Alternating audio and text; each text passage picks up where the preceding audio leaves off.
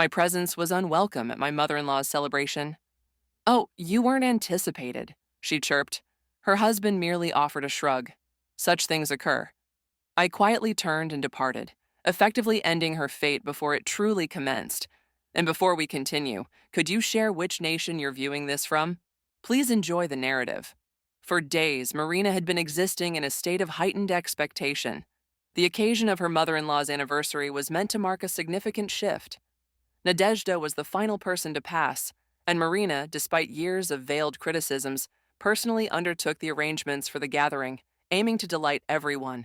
She secured the most desirable seating at the Golden Dragon, an establishment renowned for its flawless reputation and exceptional culinary offerings. Delicate cream-colored roses were chosen to complement Galina Nikolaevna's refinement, while accents of gold symbolized her distinguished position. Live musical accompaniment was arranged. A mellow saxophone set a tone of both intimacy and festivity. Every detail was intended to be flawless. Alexei, her husband, remained detached from this flurry of activity.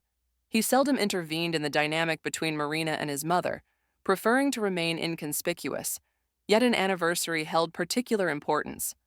Marina harbored the hope that the celebration, orchestrated with such genuine affection and thoughtfulness, would thaw the frost in Galina Nikolaevna's demeanor.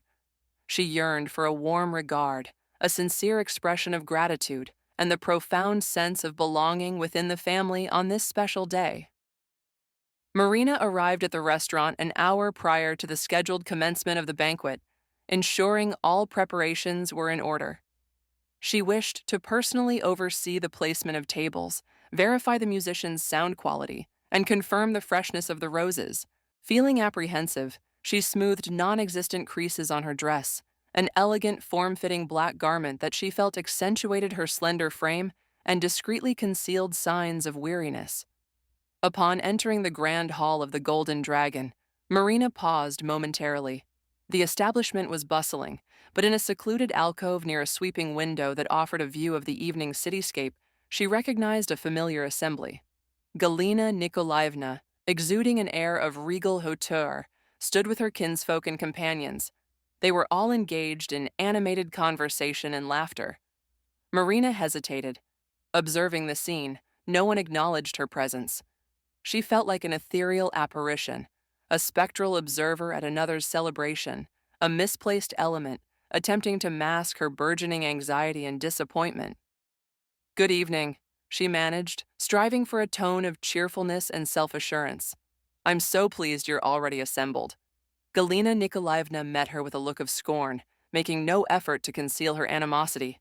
"And you," she declared through tightened lips, as though Marina were an intrusive interloper disrupting her tranquility.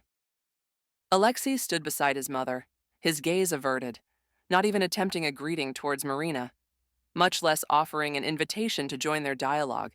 He remained taciturn, concealed behind his overbearing mother. Marina approached the table, seeking a place to sit. She surveyed the area but found no vacant spots. Each place setting bore a personalized card. "My apologies," Marina stated softly. "General, Niv V for Santa. Please procure an additional chair." Galina Nikolaevna smirked, a glint of malice in her eyes. "Oh, Marinochka, why the distress? You were hardly expected here," she remarked deliberately loudly, ensuring all nearby could overhear. Marina felt a flush creep up her neck. Her mother-in-law's words landed like a physical blow. She was caught off guard, unsure how to respond. It seemed to her that everyone in the vicinity had frozen. Witnessing this mortifying tableau, Alexei, who had remained silent throughout, finally broke his stillness. "Well, it happens," he murmured, a shrug of his shoulders accompanying the remark. "Do not be distressed." At that precise moment, Marina comprehended the full extent of her predicament. She realized that within this family circle, she would perpetually be an outsider, unvalued and extraneous. She had devoted so much time and energy to striving for their approval, to earning their acknowledgement. Yet it had all been for naught. They would never embrace her. They would never cherish her. Rather than succumbing to tears or orchestrating a scene, Marina summoned the fortitude to maintain her composure. She inhaled deeply, drew herself to her full height, and met Galina Nikolaevna's gaze directly. You are entirely correct, Galina Nikolaevna stated with a semblance of calm. I truly do not belong here. Marina responded equally calmly. She turned and proceeded toward the exit, oblivious to the astonished glances and hushed murmurs that followed her. Marina retrieved her mobile device. Though her hand trembled, she firmly initiated a call to the restaurant. Good evening, she began, attempting to keep her voice steady. I wish to rescind the banquet reservation made under my name. A silence followed on the other end of the line. Pardon me, are you certain? The administrator inquired. The banquet is scheduled for this evening. Yes, I am certain, Marina affirmed. Please cancel the reservation. The deposit, naturally. Keep it for yourselves, and I will not remit the remaining balance. Having concluded the call, Marina experienced a peculiar sense of liberation, as though a considerable weight she had carried for years had finally been lifted. Stepping outside, Marina inhaled deeply the crisp evening air. She began to walk, uncertain of her destination, driven only by the need to escape the vicinity, to distance herself from that family unit, feeling adrift and solitary, yet concurrently liberated and self-reliant. Meanwhile, guests continued to arrive, and Galina Nikolaevna, seated at the head of the table, held court, regaling the assembled company with tales, a familiar practice given years of accustomed indulgence. I beg your pardon for the interruption, the manager began, his voice low to avoid drawing undue attention. But we have encountered a minor... Galina Nikolaevna cast him a look of disdain, her gaze assessing the quality of his attire. What further inconvenience could possibly arise? It is my anniversary celebration. Everything has been settled, all arrangements confirmed. I trust you will not jeopardize it. The manager hastily reassured her, nervously adjusting his tie. The banquet has simply been canceled. A palpable silence descended, initially marked by confusion, then by an unnerving tension. The sound of cutlery scraping against porcelain suddenly became jarringly loud. Galina Nikolaevna frowned, bewildered by the unfolding events. What do you mean, canceled? By whom? This must be some jest. No, what are you doing? The manager stammered. The cancellation originated from the event's organizer, Marina. The words landed like a bombshell. What nerve! This upstart has canceled my anniversary? How dare she? Galina Nikolaevna's face flushed an indignant crimson, her voice escalating several octaves, capturing the attention of every diner in the establishment. Alexei, who had been listlessly prodding at his salad until this moment, finally stirred. He lifted his gaze from his plate and looked at his mother with alarm. Mother, please be quiet. What has transpired? What has transpired? Galina Nikolaevna shrieked. Your wife, that ungrateful girl, has canceled my anniversary banquet. Can you fathom it? Alexei was taken aback. He found it difficult to believe Marina capable of such an action. He had always perceived her as meek, willing to do anything to maintain domestic harmony, but it appeared he had misjudged her. Meanwhile, the manager, feeling caught in a precarious position, continued to offer effusive apologies. Regrettably, Galina Nikolaevna, without confirmation from the organizer, we are unable to proceed with the service. These are our protocols. And then, pandemonium ensued. The waiters, as if coordinated by an unseen signal, began clearing the tables. The musicians, who had been performing with evident verve, looked perplexed, utterly unsure of the situation. Galina Nikolaevna slammed her fist onto the table in a fit of rage. I will not let this stand. I will deal with her. Alexei, summon her immediately. Let her explain this capricious prank. Alexei, like a marionette, obediently retrieved his phone and dialed Marina's number. Beep, beep, beep, the subscriber is unavailable. No, he muttered, feeling the pressure mounting. Panic. Call again. Keep calling until you reach her. Galina Nikolaevna remained agitated. She insisted on an immediate reversal of the situation, otherwise... But Alexei was no longer listening. He sensed the situation spiraling out of control. He understood that the Marina he knew would never have acted in this manner without a compelling reason. This implied something significant had occurred, and he, as usual, had failed to notice. While Alexei struggled fruitlessly to connect with his wife, Galina Nikolaevna, amidst a volley of curses directed at her, found herself in a quaint cafe situated near the restaurant. She was sipping hot chocolate and gazing out the window, observing the passers-by. It was at this precise moment that Roman entered the cafe. He was a former acquaintance, a friend with whom she had once shared university studies. Several years had elapsed since their last encounter, but Marina always recalled Roman with a warmth akin to a special, radiant energy. He was attentive and considerate, always possessing the knack for offering support during challenging times. He immediately noticed her seated by the window. While sadness was evident on her countenance, there was also a new, unfamiliar luminescence about her. "Marina! What a delightful surprise!" he exclaimed, approaching her table. Marina started in surprise and looked up, seeing Roman. "How many years? How many winters? It's wonderful to see you." "Likewise," he replied, taking a seat opposite her. "What brings you here? You seem troubled." "Something has happened." Marina hesitated for a moment, unsure whether to confide in him, but she saw genuine concern in Roman's eyes and realized she could trust him. "Yes, something has happened," she sighed. "Today is my mother-in-law's anniversary. We were celebrating at a restaurant, but things did not unfold as I had envisioned. Rather, they went entirely awry." She recounted to him the years of endured humiliation from Galina Nikolaevna, Alexei's indifference, and the final indignity. Roman listened attentively, neither interrupting nor judging, merely nodding periodically, conveying his understanding of her feelings. When Marina concluded her account, a silence settled over the cafe. Roman remained quiet for several minutes, contemplating what he had heard. "You know, Marina," he finally said, "I believe you acted correctly. You deserve love and respect, and if you did not receive that within that family, then departing was the wisest course of action you could have taken." Gratitude welled within her. Her eyes became moist. "Thank you, Roma," she whispered. "It was profoundly important for me to hear that. I wavered for so long about whether I was doing the right thing, but now, after your words, I feel I have." "Indeed you have. Do not doubt it," Roman smiled. "You are a strong and brave woman, and I am confident that everything will work out for you.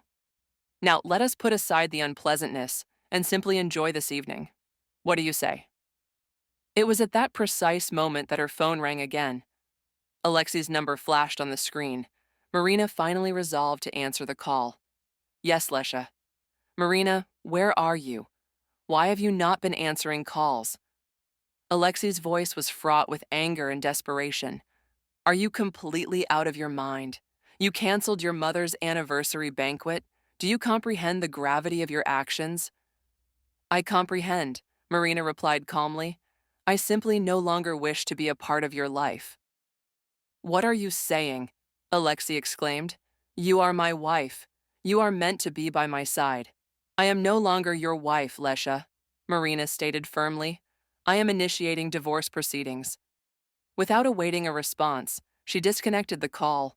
She turned to Roman and smiled. "Perhaps we could order another cup of hot chocolate?" Roman returned her smile. "With pleasure," he replied. They conversed throughout the evening. Roman proved to be an excellent listener and a captivating conversationalist, sharing anecdotes of his travels, his professional life, and his hobbies. Marina, in turn, confided in him her aspirations and future plans. As the evening drew to a close, Roman offered to escort her home. Marina accepted. "Thank you for a wonderful evening, Roma," he said as she stood at the entrance to her building. "I enjoyed myself immensely as well." "I am pleased to hear that, Marina. I hope we will have the opportunity to meet again." "I hope so too." Marina ascended to her apartment, feeling like an entirely transformed individual. She was no longer the timid and insecure woman she had been mere hours before. She was liberated, strong, and brimming with optimism. Later, Alexei returned home, his countenance flushed with fury. He burst into the apartment like a rampaging bull, poised to demolish everything in his path. Marina sat on the sofa, finishing a soothing herbal tea that Roman had recommended for her nerves. She endeavored to maintain her composure, anticipating the full brunt of her husband's and mother-in-law's wrath. "What have you done?" she shrieked, pointing to the nightstand. "You have ruined your mother's anniversary. Do you even grasp the enormity of your actions?" Marina deliberately placed her cup on the table, attempting to conceal the tremor in her hands. She looked up at Alexei, her gaze devoid of fear or hope, only a profound weariness and resolute determination. I have done nothing wrong, Lesha. Yes, you are ungrateful. We have only ever done things for your benefit. The constant criticism and disdain for what you have done for me, she continued, they incessantly reminded me that I am not your equal. They scrutinized my every move. They attempted to mold me to their expectations. Thank you, Lesha. I have had enough, she stated.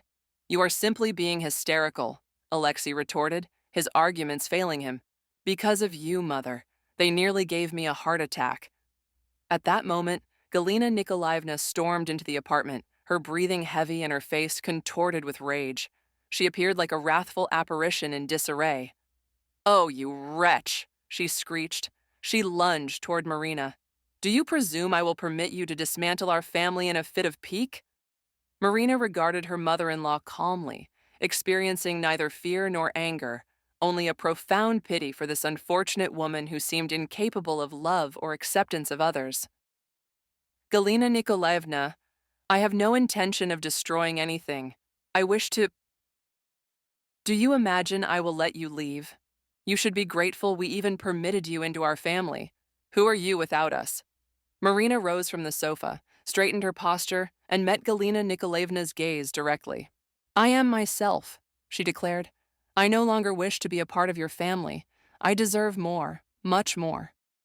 "And what can you possibly offer besides your worthless existence?" Galina Nikolaevna inquired derisively. "Happiness," Marina replied. "I offer myself happiness. I will no longer permit anyone to strip me of it." Alexei, who had been standing by, finally intervened. "Marina, reconsider. Where are you going? What do you intend to do?" "I will find somewhere to go and something to do." Marina walked to the closet, retrieved a suitcase, and began packing her belongings, seemingly impervious to Galina Nikolaevna's tirades and imprecations. Alexei attempted to persuade her to cease, but Marina remained steadfast. Her decision was made, and nothing could sway her. "I am filing for divorce, Alexei. I want you to be aware of this." Alexei lowered his head, comprehending that he had lost Marina irrevocably. He recognized his culpability, his inability to shield her from his mother, his failure to provide her with love and support. Galina Nikolaevna, now exhibiting fear and trepidation, gathered her belongings, took her bag, and headed for the door. "Farewell," Marina said. Looking at Alexei and Galina Nikolaevna, she added, "I wish you both the very best." She departed the apartment, leaving Alexei and Galina Nikolaevna alone with the remnants of their celebration. Marina checked into a hotel situated conveniently close to her residence. She decided to contact Roman and extend an invitation to meet the following day. The next day, Marina was seated in a cozy cafe where she and Roman had arranged to convene. She recounted her conversation with Alexei and Galina Nikolaevna, detailing her decision to pursue a divorce. Roman listened intently, without interruption. "I am proud of you, Marina," Roman stated, taking her hand. "You made the correct choice. You deserve happiness."